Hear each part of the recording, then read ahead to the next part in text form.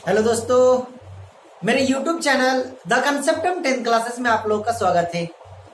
आज मैं आप लोगों के सामने फिजिक्स का 9 क्लास फिजिक्स का जो है चैप्टर आप देख रहे हैं, लिखा हुआ है मोशन, गति। मैं आप लोगों के सामने लेकर के आया हूं। बहुत ही आसान है।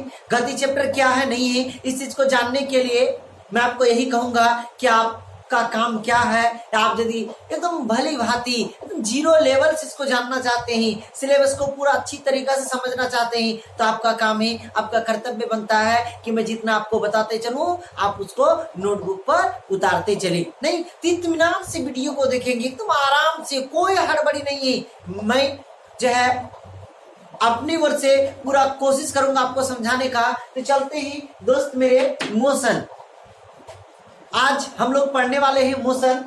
और मैं आपको यही कहूंगा, यदि आप हमारे चैनल में पहली बार आए हैं तो हमारे चैनल को सब्सक्राइब कर लें और वीडियो को ज्यादा से ज्यादा शेयर करें। यदि आपको अच्छा लगे, यदि इस वीडियो को गौर से देखिएगा, यदि आपको अच्छा लगे तो लाइक करने के बाद जो है शेयर जरूर कीजिएगा। तो चलते हैं, हम उधर की बात छोड़कर के आते हैं डायरेक्ट मुद्दे पर। आप देख रहे हैं आपको पढ़ना है फिजिक्स। फिजिक्स से पहले आपके जहन में आना चाहिए कि फिजिक्स क्या है, भौतिकी क्या है।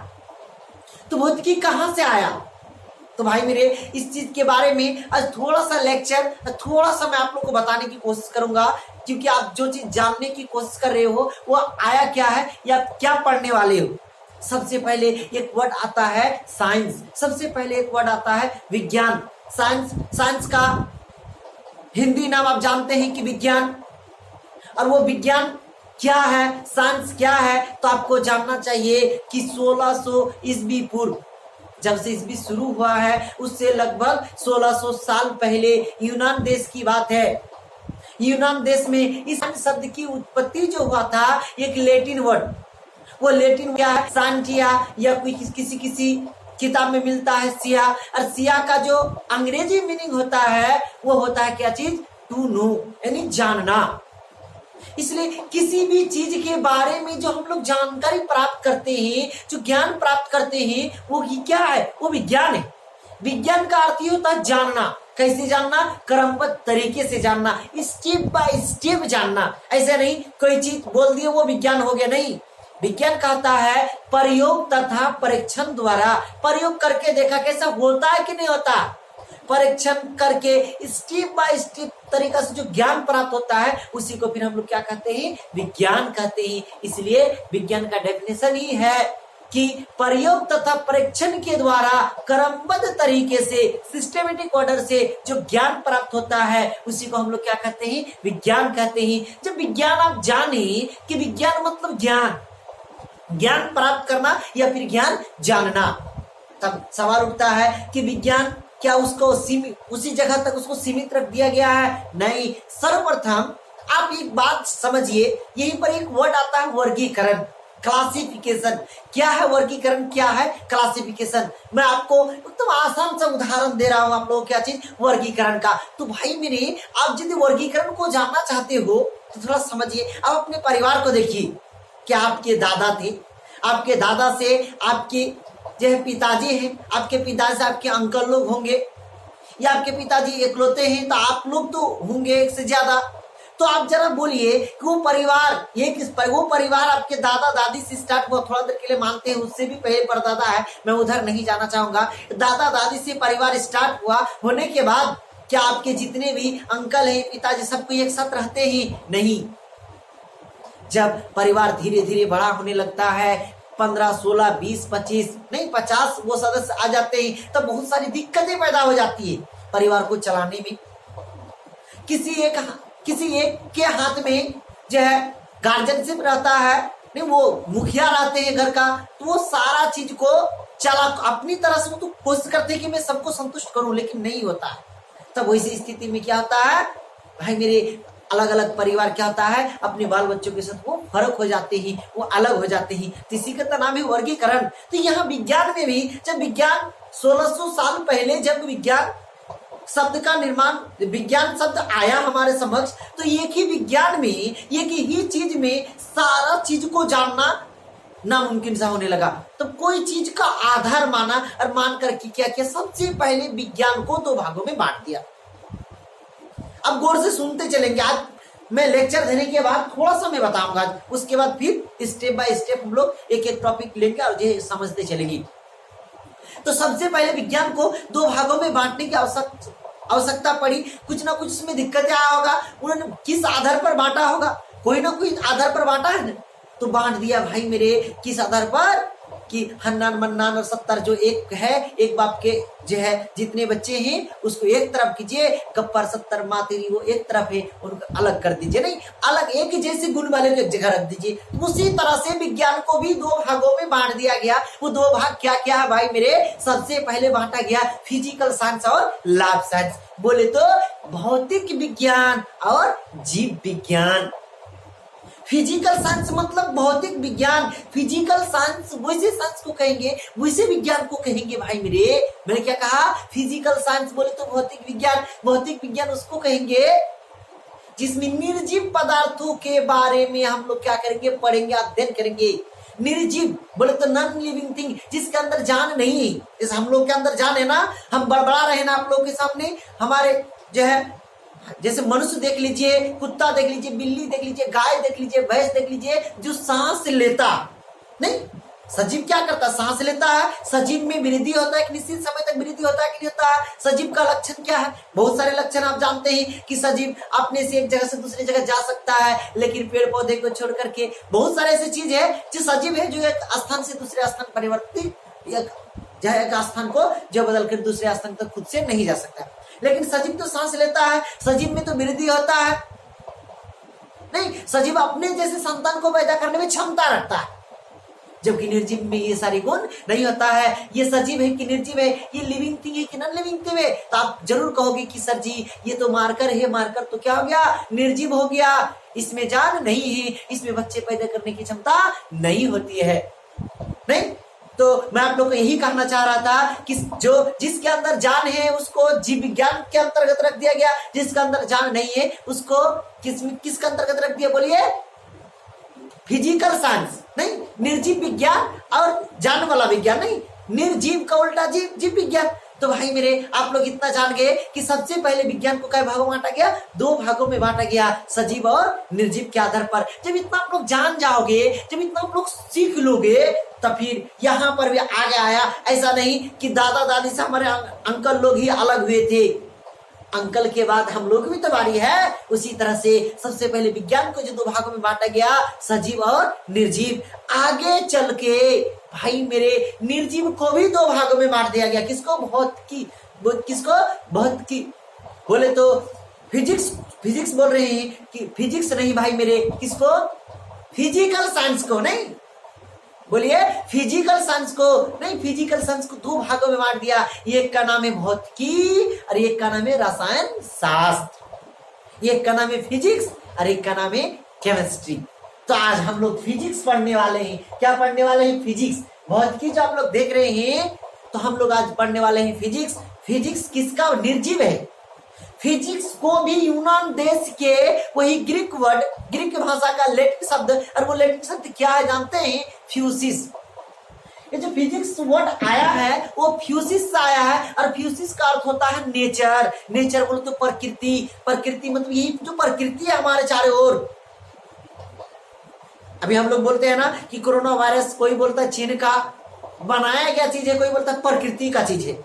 सूर्य क्या है, प्रकृति का है। पेड़ पौधे क्या है, प्रकृति है। मिट्टी क्या है, प्रकृति है।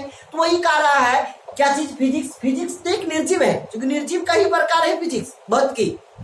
और फिजिक्स को फ्यूसिस से लिया गया है, और फ्यूसिस का अंग्रेजी होता है नेचर, और नेचर का हिंदी आपको बेहतर पता होगा, क्या चीज, प्रकृति। यानी प्रकृति में जो भी घटनाएं घटती है ना भाई मेरे, जैसे आप लोग साइकिल चलाते हो, और साइकिल चलाते चलाते स्पीड में घर जाना तो होता है, और अचानक आगे कोई आ जाता है तो लगाते हैं डिस्क ब्रेक, क्या शरीर आगे की ओर झुक जाता है, झुकता है कि नहीं झुकता है। या फिर आप लोग क्या करते हैं, आप लोग बोलिए क्या करते हैं, जब आज किसी गाड़ी पर बैठे हुए रहते हैं, अचानक जब गाड़ी खुलती है तो पीछे गिरने लगते हैं, गिरते हैं कि नहीं गिरते हैं। तो भाई मेरे ये सब कोई प्रकृति का घटना ही ना है। अब क्या करते, एक कपड़ा है, कपड़ा में छोटे छोटे कण लगा हुआ है, छोटे छोटे धुलकन लगा हुआ है, और कपड़ा को जोर से फटकते हैं तो धुलकन अलग हो जाता है कि नहीं हो जाता है? ये भी तो प्रकृति का कोई घटना है कि नहीं है? भाई मेरे मोटर के प्लग को लाइन में जोड़ते हैं कि उसका क्या घूमने लगती है, बोलिए मोटर का अंदर जो लगा हुआ रहता है वो घूमने लगता है, ये भी तो एक घटना है कि नहीं है? ये सारी जो घटनाएं ही नहीं, ये गेंद को जमीन में पटकते हैं तो वापस वो ऊपर की तरफ आ जाता है, तो ये भी तो एक प्रकृति का घटना है कि नहीं? एक चुंबक दूसरी चुंबक को अपनी ओर खींच लेता है, ये भी तो प्रकृति का घटना है। भाई मेरे जब पानी में कोई चीज को उठाते हैं पानी के अंदर तो हल्का महसूस होता है, लेकिन वही चीज को जब बाहर ले जाकर उठाते हैं तो वो ज्यादा वजनदार मालूम होता है, ये भी एक प्रकृति घटना है। इन सारे निर्जीव घटनाओं में, प्रकृति में जो भी घटनाएं घटती है, उन सारे घटनाओं के बारे में जिसमें अध्ययन करेंगे उसी को तो हम लोग कहेंगे नेचर, उसी को तो कहेंगे भौतिकी। तो भौतिकी के अंदर हम लोग क्या पढ़ने वाले हैं? प्रकृति और प्रकृति में होने वाली वही सारी घटनाएं जिसमें हम लोग अध्ययन करेंगे। वो किताब कौन सा है बोलिए जरा सा? वो है भौतिकी। इसलिए हम लोग भौतिकी के अंदर जो है एक वर्ड पढ़ने वाले हैं जिसका नाम है मोशन। मोशन बोले तो गति। भाई मेरे आज मैं आप लोग को पढ़ाऊंगा कि गति क्या है, मोशन क्या है। बहुत आसान सा है, कुछ नहीं। अब सुबह सुबह जगते हो ना, जब बिस्तर छोड़ते हो, या हम लोग जब बिस्तर छोड़ते हैं, छोड़ने के बाद जगने के बाद बिस्तर छोड़ते ही तो भाई मेरे लोटा लेके जाते ही बाथरूम में तरह जाते ही, तो क्या बेड को या हम लोग चलते ही पूरे रूम सहित ही उठ कर चले जाते हैं ना। हम क्या करते ही बिस्तर छोड़ने के बाद जो है जो हमारा जो बिछावन रहता है वो वही रह जाता है, लेकिन हम बिछावन को छोड़ करके हम धीरे धीरे उसको छोड़ के आगे की ओर चले जाते ही। मतलब हम जगह को चेंज कर रहे हैं, बिस्तर को छोड़ के आगे की ओर जा रहे हैं, मतलब समय हमको जाने में समय लग रहा है और हम स्थान परिवर्तन कर रहे हैं। तो वही तो डेफिनेशन है, जरा सा देख लीजिए। समय के साथ किसी वस्तु द्वारा, देखेंगे गौर से, समय के साथ किसी वस्तु द्वारा स्थान परिवर्तन करना ही गति कहलाता है। गति का शाब्दिक अर्थ, मोशन का शाब्दिक अर्थ क्या होता है? भाई मेरे चलना, क्या करना बोलिए? चलना। अभी हम इधर से उधर कर रहे हैं ना, मतलब हम अभी किस में है बोलिए आप लोग बोलिए? हम मोशन में ही नहीं। फिर अभी यदि आप लोग बोलिएगा तो मेरा जो शरीर है, मेरा जो बॉडी है भाई मेरे, वो किस में है? रेस्ट में ही, विराम में। हम अभी गति में नहीं है, लेकिन फिर चलने लगेंगे आगे, फिर चलने लगेंगे पीछे, तो फिर किस में आ जाएंगे? मोशन में आ जाएंगे। तो मोशन का मतलब आप लोग समझ गए क्या चीज? चलना ही गति कहलाता है। और गति शब्द जो है वो एक क्या है? रिलेटिव, बोले तो आपेक्षिक वर्ड है, किसी की तुलना में कोई गति में होता है। जैसे आप बोलिएगा कि हम ट्रेन में बैठे भी हैं, तो ट्रेन की सीट की तुलना में हम गति में नहीं होते। ट्रेन की सीट की तुलना में हम गति में नहीं होते, क्योंकि जिस सीट पर हम बैठे रहते हैं उस सीट के साथ साथ हम भी चलते, वो सीट भी चलती, तो वहां पर भी मोशन आप नहीं कह सकते हो। मोशन जो है, गति जो है, वो किसी के तुलना में। हाँ, आप ट्रेन में जब चलते हो तब अपने आप को मोशन में कहलाओगे, अपने आप को हम लोग गति में कहलाएंगे। कब, किस आधार पर हम लोग गति में कहलाएंगे? स्टेशन के तुलना में, या पटरी में जो गिट्टी वगैरह है, अगल बगल में ट्रेन के बाहर जो जितने वृक्ष वगैरह है उसके तुलना में तो हम गति में है। गति का मतलब क्या? स्थान परिवर्तन करना नहीं।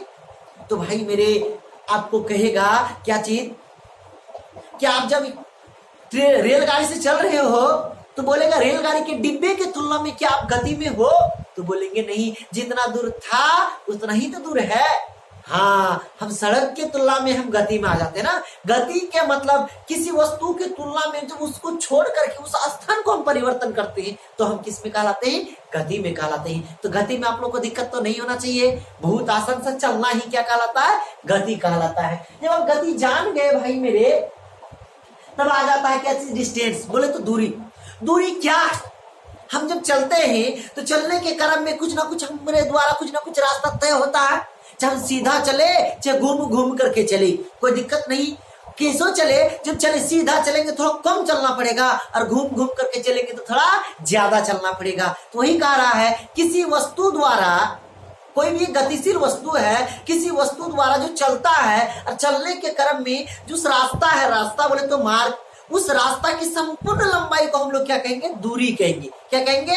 दूरी कहेंगे, डिस्टेंस कहेंगे। या दो बिंदु कितना एक दूसरे से हटा हुआ है उसकी लंबाई जो हम लोग क्या कह देंगे? बोलिए, दूरी कह देंगे। और दूरी के जब हम मापते हैं तो उसके ऐसा ही यूनिट होता है, ऐसा ही मात्रक होता है। क्या चीज? मीटर।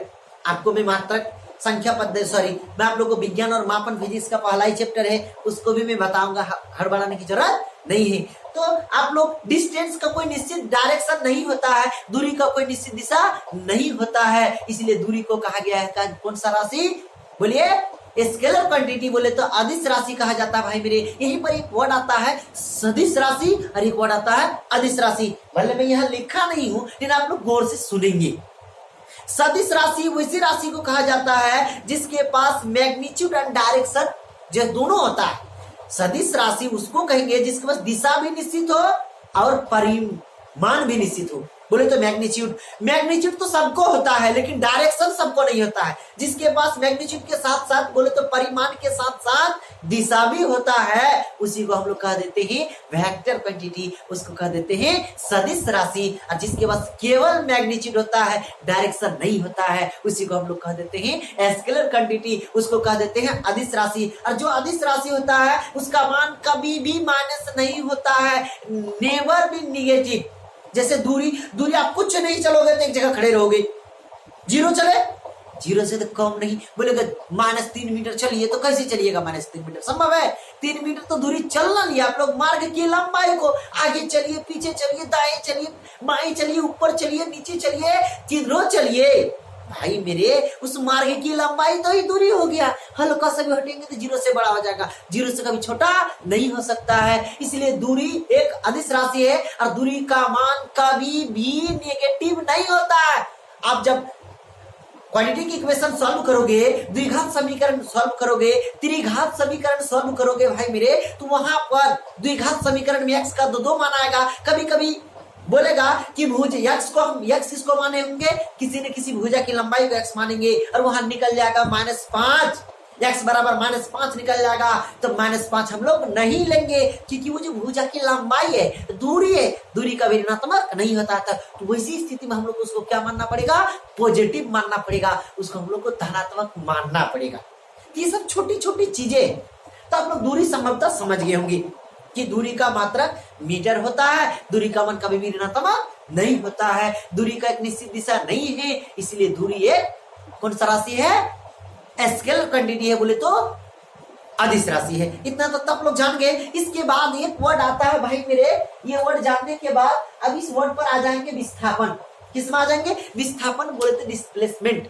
विस्थापन के मतलब होता है डिस्प्लेसमेंट, कितना डिस्प्लेस्ड किया मतलब कितना हटे। हम यदि एक पूर्ण चक्कर लगाएंगे कोई भी पथ पर, वो चार कोना वाला रास्ता हो, चाहे वृत्ताकार बोले तो सर्कुलर वो क्या हो रास्ता हो, कोई भी रास्ता हो जाए, जब हम कोई भी रास्ता में जब ये पूर्ण चक्कर लगाएंगे, ये पूर्ण चक्कर किसे कहते हैं? यदि आप दिल्ली से लेकर के मुंबई गए तो एक चक्कर नहीं हुआ, दिल्ली से मुंबई गए और फिर मुंबई से दिल्ली आए तब ये पूर्ण चक्कर हुआ। और ये पूर्ण चक्कर यदि आप चलोगे तो जहां से चले थे वहीं पर आकर आपको रुकना पड़ेगा भाई मेरे। इसीलिए कहा जाता है कि विस्थापन का मान 0 कब होगा? जब आप एक पूर्ण चक्कर चलिएगा, एक पूरा चक्कर आप परिक्रमा कीजिएगा तो ऐसी स्थिति विस्थापन क्या हो जाएगा? 0 हो जाएगा। तो विस्थापन डिस्प्लेसमेंट का डेफिनेशन क्या है? दो बिंदुओं के बीच सबसे जो छोटका दूरी होगा, सबसे जो एकदम स्मॉलेस्ट डिस्टेंस होगा, न्यूनतम दूरी होगा, उसी को हम लोग क्या कह देंगे? उसी को हम लोग विस्थापन कह देंगे। जैसे यहाँ देख रहे हैं आप लोग, ये से बी तक जाने का 3 रास्ता है। मान लेते हैं अभी घर आप लोग कहीं कोचिंग गए, स्कूल गए, यहाँ पर आपका स्कूल है, कहाँ पर? ये पर स्थान ये भी, और आपका बी पर आपका घर है, और घर जाने का 3 रास्ता है। रास्ता नंबर 1, रास्ता नंबर 2 और रास्ता नंबर 3। 3 को रास्ता आप लोग को दिख रहा होगा। ये 3 रास्ता आपका घर जाने का है।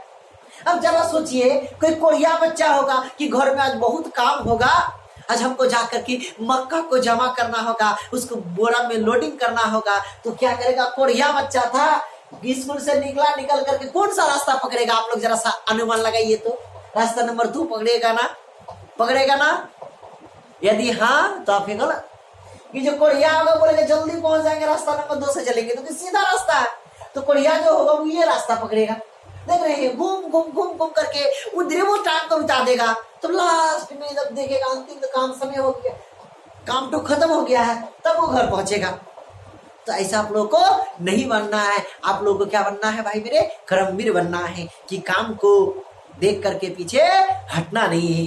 तो जो बोलिए जो कर्मवीर होगा वो 2 नंबर रास्ता पकड़ेगा, बिल्कुल सीधा। और जो सीधा रास्ता वो सबसे शॉर्टेस्ट डिस्टेंस होगा, स्मॉलेस्ट डिस्टेंस होगा, नहीं शॉर्टेस्ट डिस्टेंस होगा। तो उसी डिस्टेंस को जो सबसे जो न्यूनतम दूरी होगा उसी को हम विस्थापन कह देंगे। इसलिए लिखिए यहाँ सबसे जो छोटा दूरी है वो 2 नंबर रास्ता है, अतः विस्थापन बराबर 2 नंबर दूरी। देख रहे हैं ना आप लोग। तो मैं आपको क्या कह रहा था कि विस्थापन 2 बिंदुओं के बीच जो सबसे छोटा दूरी होता है भाई मेरी, उसी को विस्थापन कहते हैं। वीडियो आपको अच्छा लग रहा है ना? यदि अच्छा लग रहा है तो मन लगा के एक बार क्या कर दे, वीडियो को शेयर कर दे, अपने दोस्तों को जोड़ ले आपके साथ। क्या आप भी सीखो और आपके दोस्तों को भी सिखाओ कि क्या हमारी, बोलिए यदि आप मुस्लिम धर्म में हो चाहे किसी भी धर्म में हो, मैं जिस धर्म में हूं उस धर्म का आखिरी जो नबी मोहम्मद मुस्तफा सल्लल्लाहु अलैहि वसल्लम, उनका एक स्टेटमेंट क्या है जानते हैं आप लोग? सबको जानते हैं भाई मेरे, खुद भी खाओ पड़ोसी को भी खिलाओ, भूखे मत रहने दो। तो मैं आप लोगों को वही कहूंगा कि यदि आपको अच्छा लग रहा है चीज जानने के लिए, ये चीज आपको समझ में आ रहा है तो आप भी सीखो और दूसरे को भी सिखाओ। यदि आप उसको जा करके नहीं सिखा सकते हो तो कम से कम इतना तो कर सकते हो कि वीडियो को उस तक पहुंचा तो सकते हो या उसको बोल तो सकते हो कि द कंसेप्टम 10 क्लासेस सर्च कीजिए और सारे वीडियो को अच्छी तरह से देखिए। इतना तो कह सकते हैं। कितनों जितने नहीं कह सकते हैं तो फिर मैं कहूंगा कि भाई मेरे आपका अंतरात्मा नहीं जगा है। तो चलते हैं, हम उधर नहीं जाएंगे भाई मेरे, यहाँ गौर करते हैं। हम कहाँ पर थे एक बार बोलिए आप लोग, मुस्कुरा करके बोलिए। मैं डिस्प्लेसमेंट में था, मैं विस्थापन में था कि मैंने एक वर्ड कहा कि एक पूर्ण चक्कर लगाइएगा तो विस्थापन 0 हो जाएगा। जैसे मान लेते ये एक आयत है, ये एक रेक्टेंगल है। देख रहे हैं आप लोग, रेक्टेंगल का नाम ABCD, ये 2 है, ये 1 है, ये 2 है, 1 है। ये पूरा चक्कर लगाइएगा। बोलेंगे आपको अच्छा बताओ, एक पूरा चक्कर लगाइएगा तो दूरी कितना चले? तो दूरी चले 2 और 1 3, 2 5 और 1 6, 2 2 4 और 2 6। टोटल दूरी बराबर इस जगह पर हो जाएगा आपका कितना? 6 मीटर एक चक्कर चलने में। ना कुछ बोलेगी कि भाई मेरी एक पूर्ण चक्कर चलने में विस्थापन कितना होगा? तो यहाँ से चले थे और घूम फिर के यहीं पर आएंगे तब ना एक पूर्ण चक्कर होगा। तो ये से चले थे ये पर आ जाएंगे तो एक पूरा चक्कर में विस्थापन क्या हो जाएगा? 0 हो जाएगा। क्योंकि जो पहला चलने का जो मेरा बिंदु था, रुकने का भी वही बिंदु है। मतलब हम विस्थापित नहीं हुए। विस्थापित होना मतलब हटना, और हम ये जर्रा बराबर नहीं हटे तो विस्थापन रसगुल्ला ना होगा जी, भर के खाइए आप लोग, 0 ना होगा विस्थापन। यही क्वेश्चन में आप लोग को कह देता क्या कि आधा चक्कर चलने में विस्थापन कितना होगा? तो आधा चक्कर मतलब ऐसे चला होगा, C पर रुकेगा, रुकेगा कि नहीं रुकेगा? एक बार आप लोग मुस्कुरा कर कह दीजिए। तो विस्थापन कितना हो जाएगा? ये आधा चक्कर के लिए ऐसे चला था, C पर रुका। तो जरा सा विस्थापन के बारे में सोचिए। मैंने विस्थापन कहा कि पहला बिंदु और अंतिम बिंदु, 2 बिंदुओं के बीच सबसे न्यूनतम दूरी। देख लीजिए परिभाषा को कि 2 बिंदुओं के बीच सबसे न्यूनतम दूरी को विस्थापन कहते हैं। कहते हैं कि नहीं कहते हैं? तो देखिए, तो आधा चक्कर के लिए यहाँ से चलेंगे, यहाँ पर रुकेगा तो विस्थापन यही दूरी हो जाएगा विस्थापन। और ये दूरी, अब आप लोग कहेंगे सर ये तो दिया हुआ है, ये नहीं है, तो थोड़ा सा बुद्धि लगाइए। क्योंकि आप लोग मैथ पढ़ कर आए हो, आप लोग पाइथागोरस थ्योरम पढ़ कर आए हो। मैंने 45 वीडियो डाला है त्रिभुज चैप्टर के लिए, अध्याय 6, किसके लिए? 10th क्लास के लिए, मैथमेटिक्स के लिए। सारे थ्योरम को मैंने प्रूव किया। उसके बाद वहीं पर कहीं ना कहीं था पाइथागोरस थ्योरम कि कोई समकोण त्रिभुज है कि आयत का प्रत्येक कोना 90 डिग्री करके होता है। कोई समकोण त्रिभुज है और समकोण त्रिभुज में कोई भी 2 भुजा पता है तो एक को निकाल सकते हैं। ये तो कर्ण है, कर्ण बोले तो यच है, और यच बराबर रूट अंडर पी स्क्वायर जोड़ पी स्क्वायर। तो कैसे निकालोगे भाई मेरे? रूट अंडर पी स्क्वायर बोले तो 1 का स्क्वायर 1 और 2 का स्क्वायर 4, तो बराबर रूट अंडर 5। तो आपका विस्थापन आधा चक्कर में कितना हो जाएगा? Root under 5। और रूट अंडर 5 का मान आपको पता होना चाहिए 2 पॉइंट, बोलिए 2 पॉइंट समथिंग निकाल लेंगे आप लोग।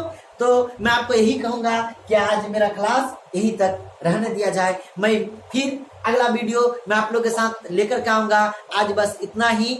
मैं जाते जाते यही कहूंगा कि अभी आप हमारे चैनल से जुड़े हैं तो फिर से आपको मैं यही कहूंगा कि आप चैनल को सब्सक्राइब जरूर करें और बेल आइकन को दबाने के बाद घंटी को दबाने के बाद ऑल का ऑप्शन आएगा, उसी में बजा देंगे ताकि मैं जो भी आप लोग के हित के लिए मैं जो भी वीडियो बनाऊं वो आप तक सबसे पहले पहुंची। बस आज यहीं तक, धन्यवाद।